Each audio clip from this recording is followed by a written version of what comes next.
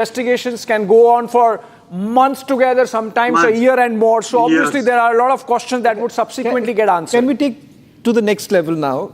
Captain Mathur, as Mr. Rao was saying that the first response the pilots would have had, put it back. Help us understand what perhaps led to that situation. Was it because the engines had failed? So obviously there was a response. They had to do something to, perhaps bring back power to the engine. And the fact of the matter is that if at all it was brought, if there were changes that were made, what were the reasons? What could possibly be the reasons why the pilots had to actually make those intervention, a manual intervention as far as the fuel switch is concerned? Are you talking to me? Yes, Captain Mathur, yes, Group Captain Mathur.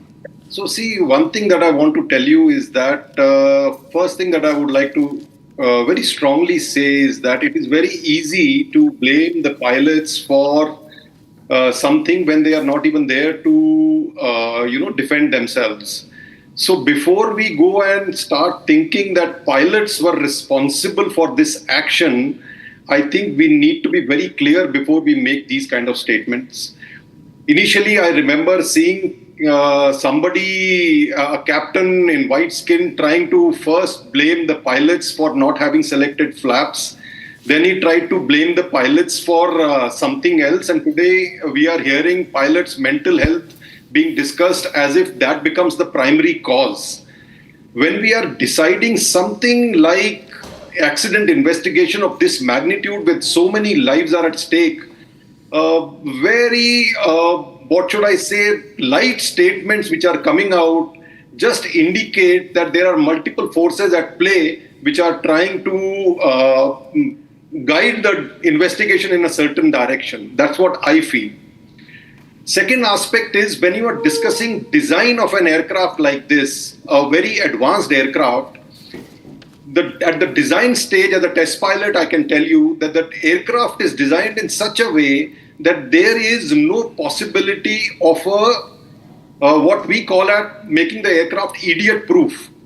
What does it mean? That no single switch which is selected in the cockpit or the maintenance can affect both engines simultaneously.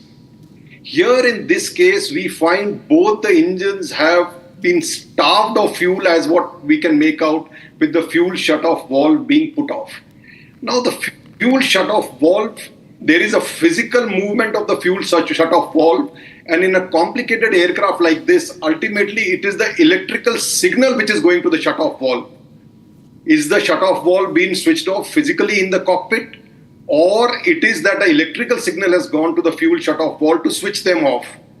I really do not have an answer at this stage to this question.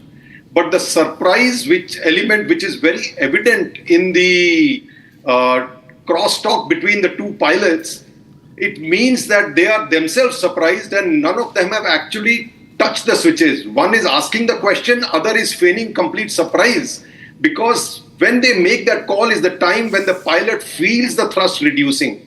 And that is the first indication. That is what is called as seat of the pants for each pilot, and both of them are experienced pilots, professional pilots, well trained on the job. So you cannot say that there was a lack of experience here. They are well rested. So there definitely seems to be a question that Boeing has to answer.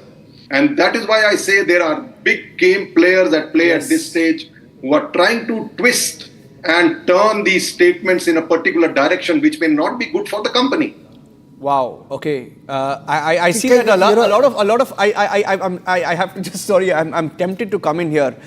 Group Captain Mathur obviously wasn't very happy with what Mr. Rao said, and there is obviously an element of question that's coming in on the narrative here. Point number one, I just want to add one point, Abhishek and Shravan, that in this report I have with me, and another aspect that I need to make very clear: when the fuel control switch was at off, there was an attempt made to put it back to run position again. Okay? Yeah. There's a clear mention made there. They tried to do it immediately after the conversation. What Mr. Rao said, why is there no conversation saying put that damn thing back on? It did happen. Okay. Now I'd like to point out to that. In this report, it says the engine 1 fuel cutoff switch transitioned from cutoff to run at about 8:08:52. And the second engine at 8:08:56, 4 seconds later, engine 2 fuel cutoff switch also transitions from cutoff